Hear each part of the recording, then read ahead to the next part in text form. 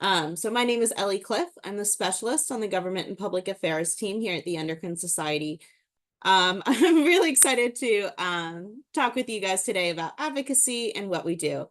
Um, so here you can see some of our top policy priorities in terms of advocacy. So these are things that we've heard from you, our members, and from members of our Advocacy and Public Outreach Core Committee that are important to you, to your research, and to your practices.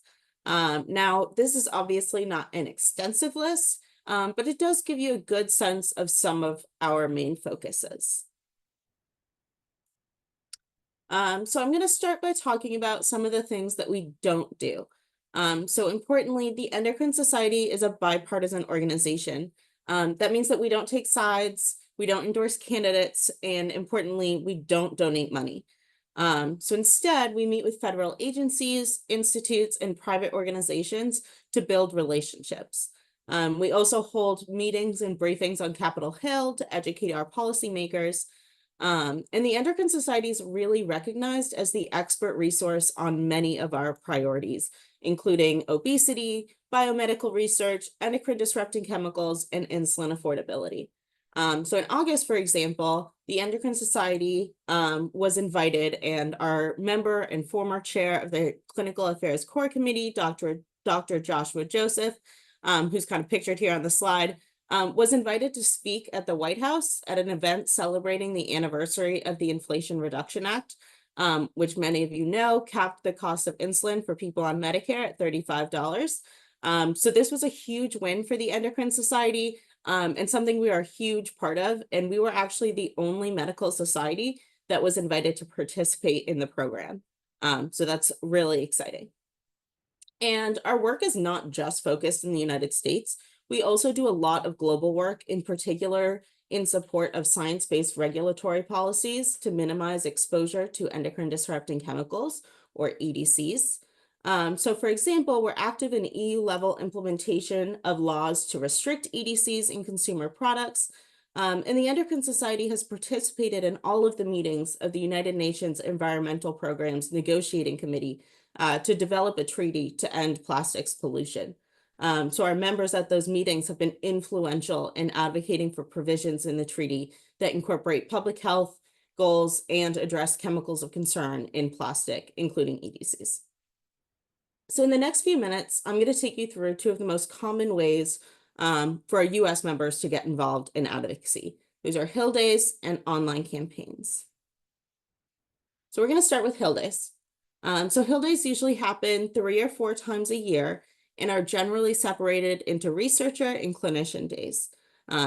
Because as many of you know, issues that are meaningful to researchers aren't necessarily as meaningful to clinicians, and vice versa. So we like to kind of target our messaging in that way. So during Hill Days, we fly in a cohort of about 10 Endocrine Society members for a day of meetings with their congressional delegations on Capitol Hill. We hold a morning prep session where we go over our messaging and our asks for the meetings before heading up in small groups. Usually we try and do like 2 or 3 Endocrine Society members and 1 staff representative who kind of serves as a guide to help lead us around the Capitol and support the meetings.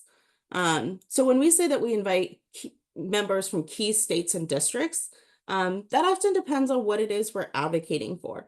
So if the asks of our meeting are focused on, say, reauthorizing the special diabetes program, it might be helpful to have a constituent from one of the Diabetes Caucus co-chairs districts. Whereas if we're talking about funding for biomedical research, we may want to meet with the members of the appropriations committees who are actually responsible for creating those bills. Obviously, this is a pretty big commitment. It's time off of work, it's time away from family, and not everyone can do that. And that's why we have other methods of getting involved, like our online campaigns. So the Society does online campaigns for a few reasons. And the most obvious one is that they're really easy to do from anywhere and have a really big impact for a very small effort. So some of you probably know what these are. Patricia, I know you're an expert. And some of you may have even taken action in one of our campaigns before. If you have, thank you, really appreciate it. And if you haven't, you will today. That includes our staff. So as many of you know, fiscal year 2025 started just a few days ago on October 1st. And rather than finalize the appropriations process for this fiscal year, Congress opted to pass a short-term spending bill to avert a government shutdown.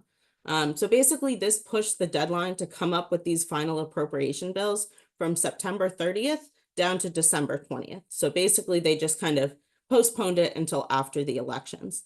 But these short-term spending bills really disrupt research. Submitting for grants, if the NIH doesn't know how much money they're going to get, they can't give grants, which means research doesn't get funded, which means salaries don't get paid, which means breakthroughs don't happen. So the Endocrine Society is continuing to put pressure on Congress to complete the budget process as quickly as possible and to avert those kind of short-term stopgap bills. So today I'm going to ask all the US constituents on the call, watching the recording, to join us in our message. So on the slide is a QR code for our online campaign to protect funding for the NIH in fiscal year 2025. So if all of our US people watching can go ahead and take out your phones, scan the code. It's going to take you straight to this page on the right. All you need to do is fill in your information and hit next. And don't worry, you're not going to get flooded with spam. This information is just one, so the system knows who your congressional delegation is, and who to send it to. And two, so we can see who's taking action and who's interested in getting involved. So once you've done that, you're going to see who your message is being sent to. These are your two senators and your representative, most likely. I live in DC, so mine always just shows me a representative because I don't have senators. And below that, you'll see our drafted message. Now you can either personalize this or send it as is. And once you've made any edits you want to, you can just go ahead and hit send message. It'll say, your message was sent, thank you, and you're done. So that letter went straight to your congressional delegation. So your two senators, your representative for most of you, amplifying the message that the staff is giving on the Hill too. And that when we fly in members, they're giving too.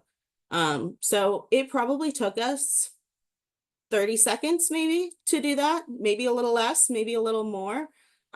It's so easy that people wonder how this could possibly be effective.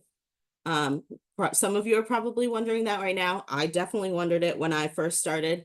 There's no way I did nothing. How could I possibly have advocated?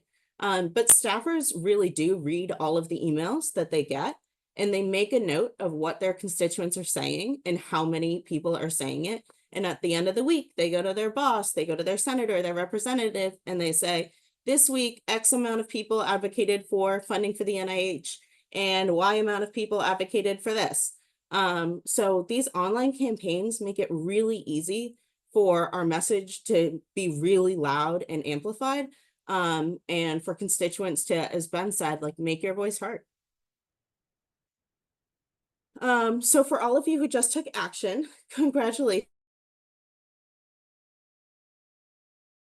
Uh-oh, I hope we didn't lose Ellie. Well, I think she was going to say congratulations, and thank you for your support of the Society's advocacy efforts. And if you do want to get more involved with the Society's advocacy efforts as well, I believe this QR code will get you to a form to fill out. This may be the get involved form that I mentioned earlier.